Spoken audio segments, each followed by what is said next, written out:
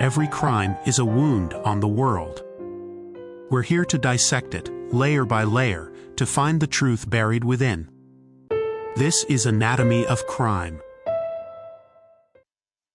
It begins not with a bang, but with a brochure, a glossy, reassuring piece of paper landing in the mailbox of a home in a gated community or on a coffee table in a penthouse overlooking the city. It speaks a language of aspiration, of legacy, of securing a child's place in a world that feels increasingly competitive, even for the children of the 1%. It promises access, a strategy, and edge. It promises a key, and at the center of it all is a man with a calm voice and a confident smile, a man named William Rick Singer. He doesn't sell a service, he sells a certainty. He sells a way around the system, a system that, for his clients, is not an obstacle to be overcome with merit, but a marketplace to be navigated with wealth. This is not a story of masked intruders or shadowy figures in dark alleys. The crimes we are examining today were committed in broad daylight, in tastefully decorated home offices and over-catered lunches. They were planned on golf courses and finalized through wire transfers from private banks.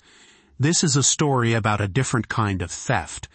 The theft of opportunity, the corruption of merit, and the audacious belief that anything, even a spot at a revered institution of higher learning, is for sale.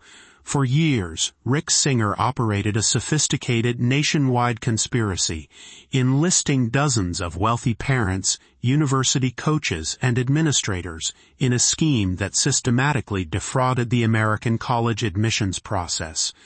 The scandal, when it finally broke, would be codenamed Operation Varsity Blues by the FBI, a name that belied the sheer depth of the rot it uncovered.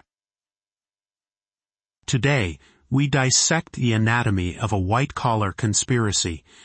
We will not only look at what happened, but precisely how it was engineered. We will examine the psychological machinery that allowed parents, many of them pillars of their communities, to justify fraud as a form of aggressive parenting. We will map the flow of money through a sham charity that served as a criminal enterprise's washing machine.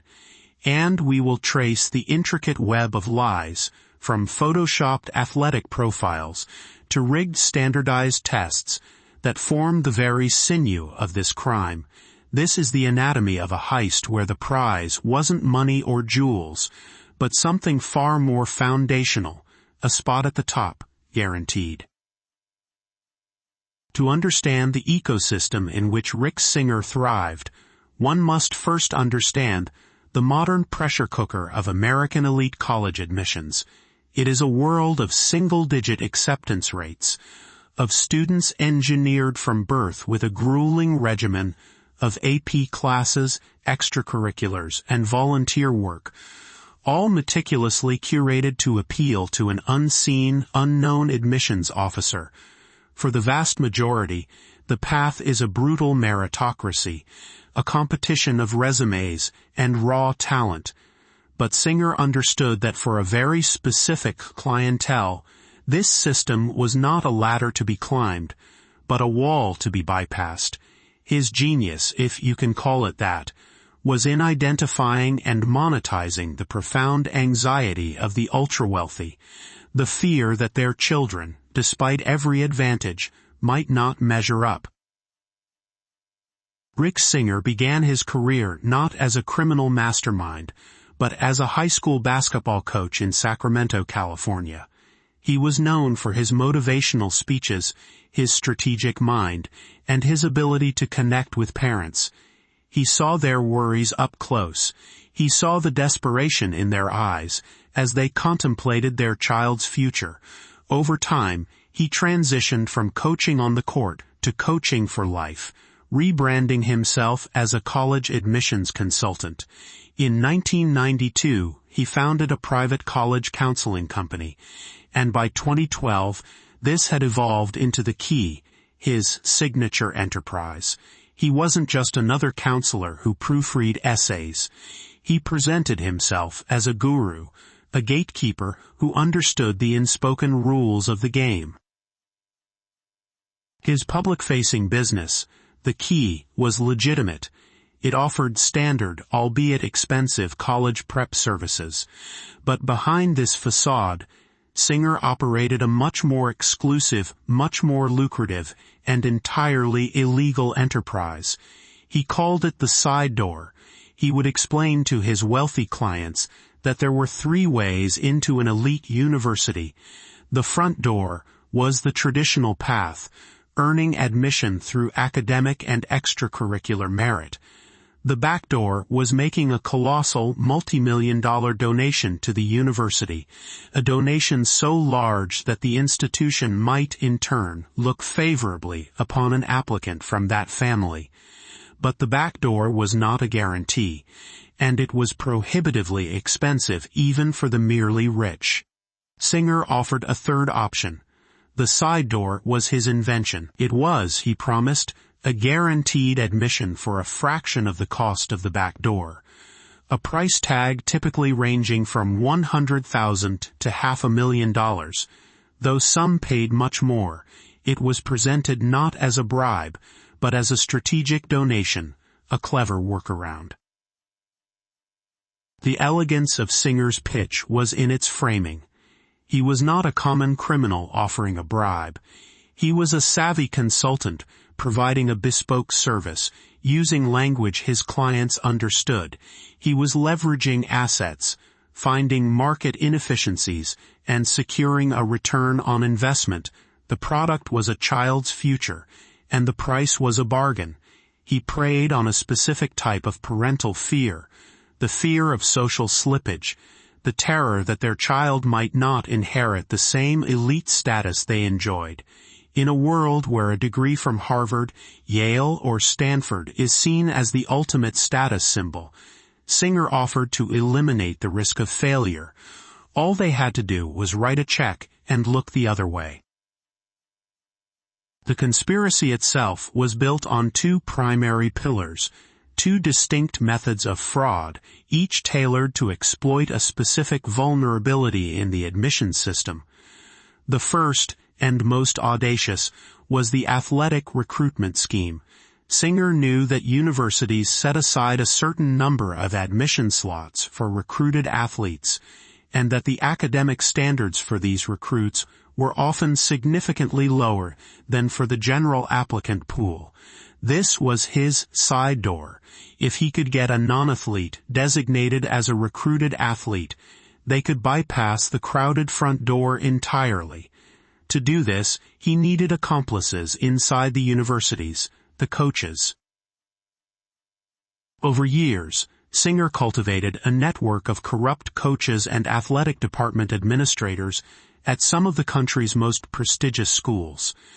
Georgetown, Yale, Stanford, Wake Forest, the University of Southern California, and the University of Texas, among others.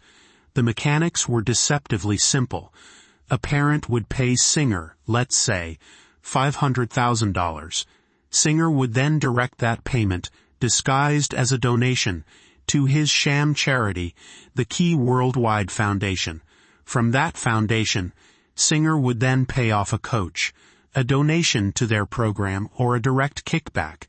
In exchange, the coach would designate the client's child as a recruited athlete for their team, regardless of the child's actual athletic ability. To make the deception plausible, Singer's organization would create entirely fabricated athletic personas for the students. This wasn't just a matter of exaggerating a child's participation on the high school soccer team. This was the creation of fiction from whole cloth. Singer's associate, Michaela Sanford, would craft elaborate, false resumes detailing non-existent athletic achievements, tournament victories, and prestigious awards. Another associate was tasked with using Photoshop to graft the students' faces onto the bodies of actual athletes. A client's son, who had never played a single game of water polo, would suddenly have a portfolio of images showing him making a brilliant save in a championship match. A daughter who didn't know how to hold an oar would be presented as a top-tier crew coxswain, her face digitally placed into a photo of a racing shell cutting through the water. The case of Lori Loughlin, the actress from the sitcom Full House, and her husband, fashion designer Massimo Giannulli, provides a stark example. They paid Singer $500,000 to get their two daughters into the University of Southern California as recruits for the women's crew team. Neither daughter had ever participated in the sport. To build the fraudulent profile, Singer had them pose for photographs on an ergometer, a rowing machine, to create the illusion of athletic experience. These images were then submitted to USC's Senior Associate Athletic Director, Donna Heinel, who was on Singer's payroll. Heinel would then present the applicants to the admissions subcommittee, vouching for their supposed athletic prowess. The daughters were admitted, taking spots that could have gone to genuinely qualified students or genuinely talented rowers. This scheme was replicated time and again across multiple sports and multiple universities. There was the daughter of a packaged food entrepreneur admitted to Georgetown as a top tennis recruit, despite not playing competitive tennis. There was the son of a private equity executive admitted to USC as a football long snapper, a highly specialized position he had never played. Jovan Vavic, the legendary and long-serving water polo coach at USC, allegedly accepted more than $250,000 in bribes to designate applicants as recruits. Gordon Ernst, the head tennis coach at Georgetown, was accused of taking over $2.7 million in bribes over a decade to facilitate the admission of at least a dozen students. The scale was breathtaking. It was a conveyor belt of fraud, greased with the money of anxious parents and the complicity of trusted university officials. The Key Worldwide Foundation, which was supposed to be helping underprivileged students, was in reality a slush fund, a financial clearinghouse for a vast criminal enterprise. The second pillar of Singer's operation was a scheme to cheat on standardized college entrance exams, the SAT and ACT. This method was for students who perhaps didn't need the full athletic recruitment fabrication, but who needed a score boost to become a more competitive applicant. Once again, Singer identified and exploited a systemic weakness: the process for granting students testing accommodations, such as extended time for learning disabilities. Singer would advise his clients to have their children diagnosed with a learning disability, often directing them to a complicit psychologist who would provide the necessary documentation for a fee. With this official paperwork, the student could apply for and receive extended time on the exam. This was a crucial first step, but it was only part of the puzzle. The next step was to control the testing environment. Singer would instruct the parents to claim their child needed to take the exam at a specific testing center, often far from their home, citing a scheduling conflict or some other fabricated reason. The two centers he controlled were a public high school in Houston, Texas, and a private school in West Hollywood, California. At these locations, Singer had bribed the test administrators. The key figure in this part of the scheme was a man named Mark Riddell. Riddell was a graduate of Harvard University and the director of college entrance exam preparation at IMG Academy, a prestigious private athletic school in Florida. By all accounts, he was a brilliant test taker. Singer would pay Riddell between $10,000 and $25,000 per test. The execution of the cheat could happen in one of two ways. In some cases, the student would take the test, and after they left, Riddell would secretly correct their answers before the exam was submitted for scoring. In other instances, Riddell, who was often acting as the proctor himself, would simply provide the student with the correct answers during the exam. A third, even more brazen method involved Riddell taking the entire exam for the student, with a paid-off proctor submitting the test under the student's name.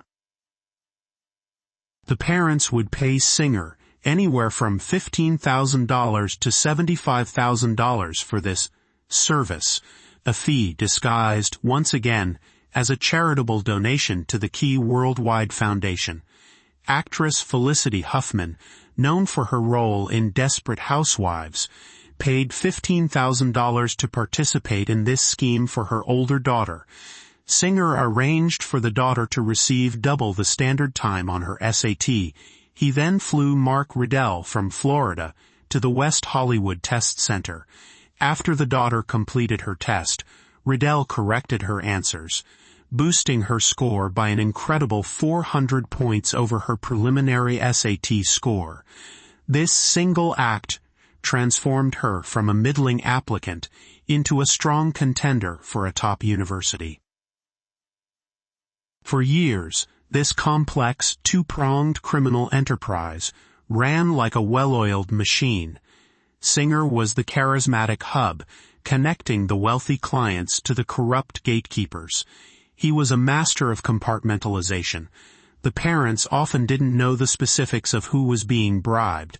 The coaches at one university were unaware of the coaches at another. Mark Riddell, the test-fixing expert, had no direct contact with the parents whose children's scores he was inflating.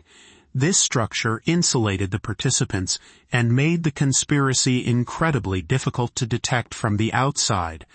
The money flowed through the opaque channels of a 501c3 charitable foundation, giving the entire operation a veneer of legitimacy. It seemed, for all intents and purposes, to be the perfect crime, a crime with no obvious victims, just a series of quiet, successful transactions that culminated in a coveted acceptance letter. But the perfect crime is a myth. Every system, no matter how carefully constructed, has a point of failure, and Rick Singer's was about to be exposed by a completely unrelated case. The beginning of the end for Rick Singer had nothing to do with college admissions. It began in the spring of 2018 in a federal courtroom in Boston. The target of an FBI investigation was a man named Maury Tobin, a Los Angeles-based finance executive suspected of securities fraud. Facing a long prison sentence, Tobin and his lawyer began looking for a bargaining chip, something of value they could offer prosecutors in exchange for leniency. Tobin knew a secret. He knew a man who could get kids into elite schools. He told the investigators about the women's soccer coach at Yale University, Rudy Meredith. Tobin explained that he had paid Meredith a bribe to get his own daughter into Yale as a soccer recruit, even though she didn't play competitive soccer. This was the thread the FBI had been searching for. The tip was specific, credible, and, most importantly, actionable. Agents from the Boston field office, who had a long and successful track record in prosecuting complex white-collar crime, were assigned the case. They named it Operation Varsity Blues. Their first move was to approach the Yale coach, Rudy Meredith. Faced with overwhelming evidence, Meredith quickly agreed to cooperate. He wore a wire for the FBI, and in April 2018, he met with a father who was seeking to get his daughter into Yale. During their recorded conversation, the father offered Meredith a bribe of $450,000 in exchange for a recruitment spot. But the crucial piece of information Meredith provided was the name of the man who had orchestrated these deals, the man at the center of the web, Rick Singer. With Singer identified as the ringleader, The investigation kicked into high gear. The FBI obtained warrants to tap Singer's phones. For months, they listened. They listened as Singer coached parents on how to lie, how to frame their payments as donations, and what to say if anyone ever asked questions. The wiretaps were a goldmine, providing irrefutable, first-hand evidence of the conspiracy in the participants' own words. They recorded Singer explaining the side door to prospective clients. They recorded parents haggling over the price. They recorded coaches confirming their receipt of the bribes. One recorded call with Gordon Kaplan, a prominent New York lawyer, was particularly damning. Singer was explaining the test cheating scheme for Kaplan's daughter. He advised Kaplan to have his daughter tested by a specific psychologist to obtain the documentation for extended time. Kaplan, on the wiretapped call, expressed his concern, saying, "To be honest, I'm not worried about the moral issue here. I'm worried about if she's caught, she's finished." Singer, ever the reassuring salesman, calmly replied, "It's never happened before in 20-something years." In that single exchange, the entire mindset of the conspiracy was laid bare, not a concern for right and wrong, but a calculated risk assessment of getting caught. In September 2018, federal agents approached Rick Singer in a Boston hotel room. They laid out their case, the cooperating witnesses, the financial records, the months of wiretap recordings. They told him he was facing decades in prison for racketeering, money laundering, and obstruction of justice. And then they offered him a deal. Just as he had done with the Yale coach, they asked Singer to become a cooperating witness. He agreed. From that point on, Rick Singer, the master manipulator, was working for the FBI. For the next 5 months, he continued to run his business, but now his phone calls with clients were being directed and recorded by federal agents. He methodically worked his way through his client list, making recorded calls to dozens of parents, coaches, and administrators, coaxing them into making incriminating statements about past and future bribes. He told them his foundation was being audited by the IRS. This was a brilliant pretext devised by the FBI, as it allowed Singer to discuss the true nature of their past payments in a way that didn't seem suspicious. He would ask a parent, for example, to confirm that the $200,000 they had donated was actually to secure their son's admission as a fake water polo recruit.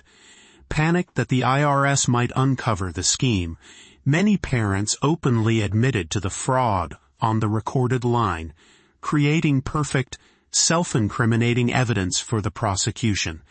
The net grew wider and wider, snaring CEOs, lawyers, investors, and Hollywood celebrities. The FBI was meticulously building an airtight case against every single participant. The stage was set for one of the most shocking and wide-reaching federal takedowns in recent memory. On the morning of March 12, 2019, the operation went public. Over 200 federal agents across 6 states executed a series of coordinated arrests. The indictment, unsealed in a Boston federal court, named 50 individuals. The list of defendants was staggering. It included 33 parents, among them actresses Felicity Huffman and Lori Loughlin. It included 9 coaches from elite universities, 2 SAT/ACT administrators, an athletic director, and Rick Singer himself. The charges were serious: conspiracy to commit racketeering, wire fraud, mail fraud, and money laundering. The news exploded across the country, dominating headlines for weeks. The story was irresistible: a secret cabal of the rich and famous cheating their way into a system that was already heavily tilted in their favor. The public reaction was a mixture of shock and, for many, a cynical lack of surprise. The scandal seemed to confirm a long-held suspicion that the wealthy play by a different set of rules, that the American promise of meritocracy was, for some, a complete fiction. The details were both sordid and absurd: the photoshopped pictures, the fake athletic profiles, the casual discussions of $100,000 bribes on FBI wiretaps. It ignited a fierce national debate about wealth, privilege, and equity in education. The universities implicated in the scandal scrambled to do damage control, firing the indicted coaches and launching internal investigations. The students who had been admitted through the scheme found themselves in an impossible position, their academic careers tainted by the actions of their parents. As the legal process began, a clear division emerged among the accused parents. Some, like Felicity Huffman, chose to accept responsibility almost immediately. 1 month after the arrests, Huffman announced she would plead guilty to a single count of conspiracy to commit mail fraud and honest services mail fraud. In her public statement, she expressed deep regret and shame, adding, "My daughter knew absolutely nothing about my actions, and in my misguided and profoundly wrong way, I have betrayed her." Her swift plea and public contrition would have a significant impact on her sentencing. Others, most notably Lori Loughlin and her husband Massimo Giannulli, chose to fight the charges. They pleaded not guilty, and their legal team initially argued that they believed their payments were legitimate donations to the university, not bribes. This strategy backfired. As the prosecution continued to build its case, adding more serious charges like federal programs bribery, Loughlin and Giannulli found themselves in an increasingly precarious legal position. The government had them on tape discussing the scheme with Singer. They had emails and financial records. The evidence was overwhelming. The sentencings, when they came, highlighted the different paths taken by the defendants. In September 2019, Felicity Huffman was sentenced to 14 days in federal prison, a $30,000 fine, and 250 hours of community service. The short prison sentence was criticized by some as a lenient celebrity sentence, while others saw it as a just outcome for a nonviolent, first-time offender who had shown genuine remorse. The judge in her case noted that her desire to be a good mother was not an excuse for breaking the law. Lori Loughlin and Massimo Giannulli finally changed their pleas to guilty in May of 2020, more than a year after their arrest. Their protracted legal battle resulted in harsher sentences. Loughlin was sentenced to 2 months in prison, a $150,000 fine, and 100 hours of community service. Giannulli, whom the prosecution identified as a more active participant in the scheme, received a sentence of 5 months in prison, a $250,000 fine, and 250 hours of community service. The sentences for the other parents who pleaded guilty varied, generally ranging from probation to a few months in prison, depending on the amount of money they paid and the extent of their involvement. The consequences for the other figures in the conspiracy were more severe. Mark Riddell, the brilliant test-taker who had been the linchpin of the cheating scheme, pleaded guilty and was sentenced to 4 months in prison. The coaches, who had abused their positions of trust, also faced prison time. Former Georgetown tennis coach Gordon Ernst, who took millions in bribes, was sentenced to 2.5 years. Former USC water polo coach Jovan Vavic was convicted at trial and sentenced to 30 months, though his conviction was later overturned on appeal due to a complex legal ruling, a decision the government is seeking to challenge. The mastermind of it all, Rick Singer, pleaded guilty to racketeering conspiracy, money laundering conspiracy, conspiracy to defraud the United States, and obstruction of justice. His extensive cooperation with the government delayed his sentencing for years. Finally, in January 2023, he was sentenced to 3.5 years in prison and ordered to forfeit over $10 million. The man who had sold certainty to the rich had finally run out of options. The ultimate legacy of Operation Varsity Blues is complex.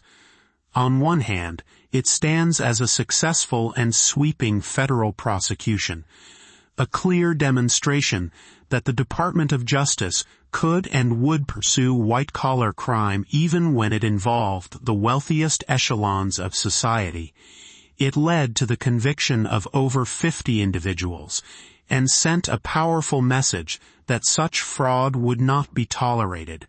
Some of the implicated universities implemented reforms to their admissions processes, particularly regarding the oversight of athletic recruitment, in an attempt to prevent similar schemes from happening in the future. However, the scandal also laid bare a more uncomfortable and systemic truth. While Rick Singer's side door was illegal, the back door of university admissions, where a massive donation can secure a spot for a less qualified applicant, remains perfectly legal. The scandal forced a national conversation about the ways in which wealth and privilege already bend the rules of meritocracy. Critics argued that the prison sentences, particularly for the wealthy parents, were far too lenient and did little to deter a culture of entitlement.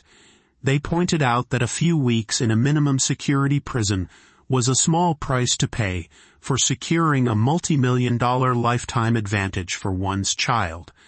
The crime, in essence, was getting caught doing crudely what the system already allows the ultra-wealthy to do with more finesse. The anatomy of this white-collar conspiracy reveals a machine with several critical, interconnected parts. First, there was the architect, Rick Singer, a charismatic predator who understood the deep-seated anxieties of his target demographic and knew precisely how to frame criminality as a smart business decision. Second, there was the fuel, the money and entitlement of the parent clients. They were not passive victims. They were active, willing participants who chose to cheat because they believed the rules did not or should not apply to them. Their motivation was a toxic cocktail of love, ego, and a desperate desire to secure and perpetuate their own elite status through their children. The third component was the network of corrupt insiders, the coaches and administrators who sold their integrity and the integrity of their institutions for cash. They were the gatekeepers who willingly unlocked the gates for the highest bidder, betraying their students and their profession. Fourth, there was the vehicle for the crime, the Key Worldwide Foundation, a sham charity that provided the essential function of money laundering, cloaking illicit bribes in the guise of philanthropy. And finally, there was the cultural context, a hyper-competitive, status-obsessed society where admission to a top university is treated not just as an educational opportunity, but as the ultimate validation of a family's worth. Operation Varsity Blues was not a story about a few bad apples. It was a story about a rotten orchard. It exposed a culture of transactional ethics, where personal integrity is weighed against perceived personal gain. The participants were not hardened criminals in the traditional sense. They were successful, respected members of society who made a conscious choice to engage in a criminal conspiracy. They did so not out of desperation or need, but out of a profound sense of entitlement. The crime Rick Singer and his clients committed was not just against the universities or the testing agencies. It was a crime against every student who played by the rules, every parent who saved for years for tuition, and every applicant who earned their spot through sleepless nights of study and genuine effort.